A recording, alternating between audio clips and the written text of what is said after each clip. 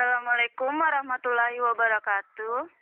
Waalaikumsalam warahmatullahi wabarakatuh. Baiklah, sebelum kita mulai, kita perkenalkan diri dulu. Perkenalkan, nama saya Jumiati. Baik, perkenalkan nama saya Mega Marsita.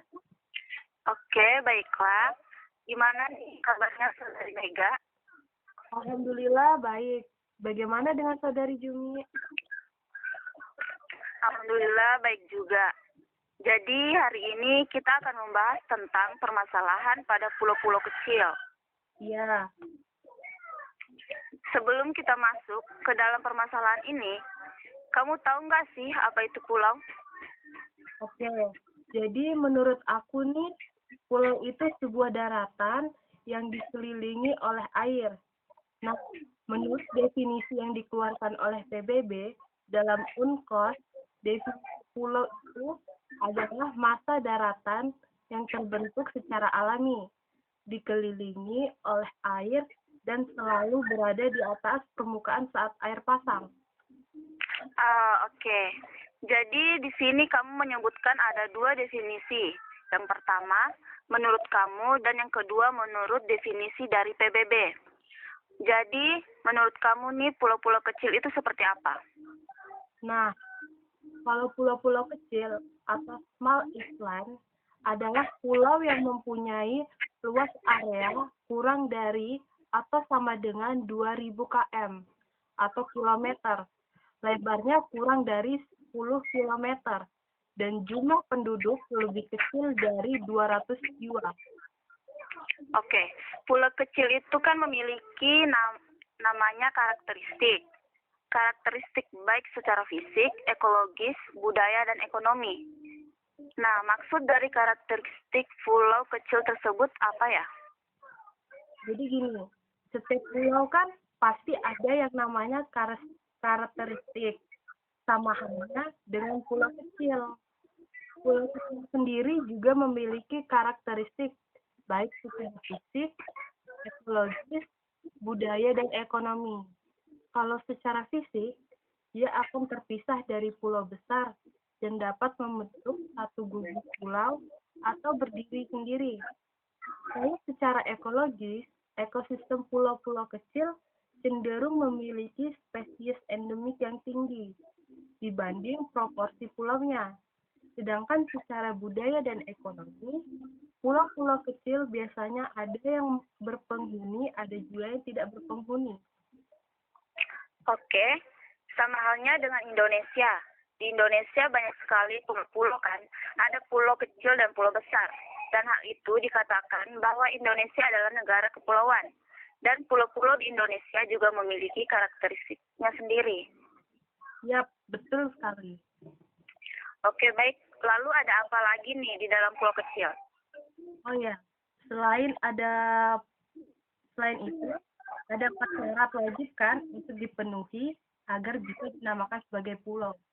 Nah, kamu sendiri tahu nggak apa aja sih yang 4 syarat itu? Ya, saya ketahui itu ada 4 syarat. Yang pertama, lahan daratan. Yang kedua, terwujud secara alami. Yang ketiga, bukan lahan reklamasi atau buatan manusia. Dikelilingi oleh air, baik air asin atau air tawar. Yang keempat, kerap berada di atas pinggir pasang tinggi.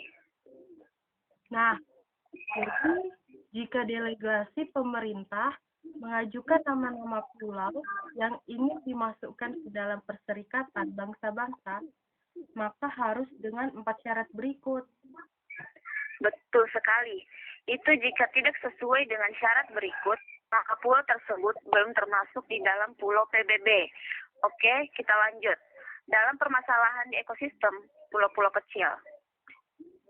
Oh iya, banyak sekali masalah yang kerap terjadi di pulau-pulau kecil. Seperti pertahanan dan keamanan negaranya itu kurang. Itu bisa menyebabkan pulau itu bisa diambil atau direbut oleh negara yang lebih besar. Lalu juga pencemaran lingkungan di pulau-pulau kecil itu sering terjadi dan membuat permasalahan di ekosistem pulau kecil menjadi buruk. Betul sekali. Salah satunya yaitu erosi pesisir pulau-pulau kecil. Secara ekologis pulau-pulau kecil kan amat rendah dengan pemanasan global, angin topan, dan tsunami. Namun, jika erosi pesisir disebabkan kombinasi faktor tersebut, maka sangat progresif dalam mengurangi garis pantai yang berakibat penurunan jumlah biota laut. Betul, bukan hanya itu saja, tapi kepunahan spesies endemik juga merupakan salah satu dari permasalahan ekosistem pulau kecil. Seperti yang kita ketahui nih, pulau kecil itu memiliki banyak spesies endemik dan keanekaragaman yang lainnya yang bernilai ekonomis tinggi. Namun, jika ada perubahan yang membuat ekosistem itu rusak, maka akan mengancam keberadaan spesies-spesies yang ada di pulau kecil. Ya, betul. Keterbatasan air tawar juga menjadi salah satu permasalahan pulau kecil, di mana pulau kecil ini memiliki keterbatasan tangkapan air yang membuat ketersediaan air tawar menjadi memperhatinkan. Untuk kegiatan pengembangan pariwisata dan industri sangat terbatas. Itu juga yang membuat pulau-pulau kecil belum terintegrasi dan menjadi permasalahan di ekosistem pulau, di mana keterbatasan pemerintah daerah dan kurangnya dana untuk mengembangkan pulau-pulau secara terlebih pulau-pulau yang letaknya jauh.